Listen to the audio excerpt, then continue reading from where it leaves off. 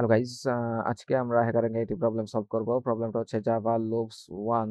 তো কোশ্চেনটা আপনারা ভালো মতো পড়বেন। বলছে যে given an integer n print is first 10 multiples।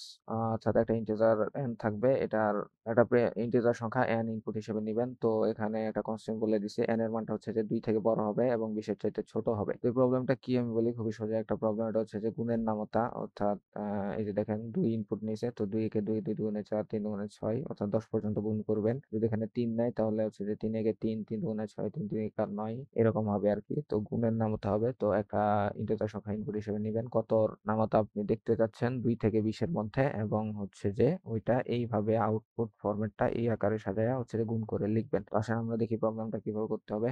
এখানে দেখেন যে কোড এডিটরে অনেক কিছু দেওয়া আছে, আমরা এগুলা ডিলিট করে দেব, এগুলা কেটে দেবো। এই যে থ্রোস আইওই এক্সেপশন, এগুলো আমরা কেটে দিব।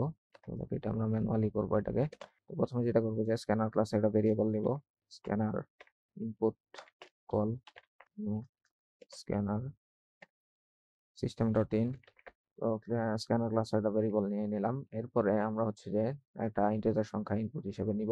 তো একটা ভেরিয়েবল ডিক্লেয়ার করি ইন্টিজার এন। আরেকটা ভেরিয়েবল নেব হচ্ছে যে আই লুপ চালানোর জন্য।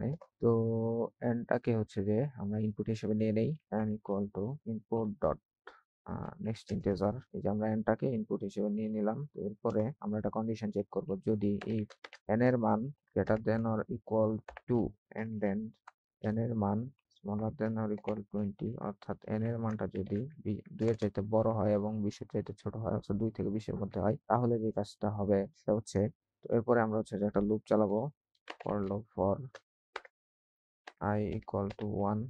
i এর মানের থেকে শুরু হবে, i smaller then 10, i plus plus i এর মানের থেকে শুরু হবে এবং 10 পর্যন্ত গুণ করবে আর কি। অর্থাৎ গুণের নামটা 10 পর্যন্তই হয়। গুণ করতে করতে আমরা হচ্ছে যে প্রিন্ট করে দিব system dot out dot print line.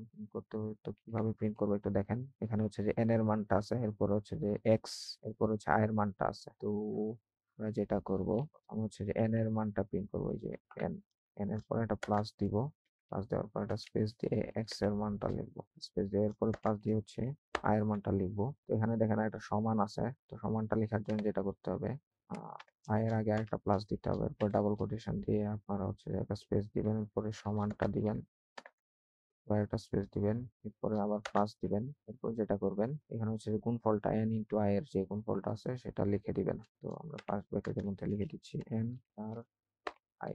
তো এটা হচ্ছে যে প্রবলেম। এরপরে আমরা রান দিয়ে দেখি কি অবস্থা। দেখেন কংগ্রাচুলেশনস, সবকিছু ঠিকঠাক আছে, সাবমিট দেন।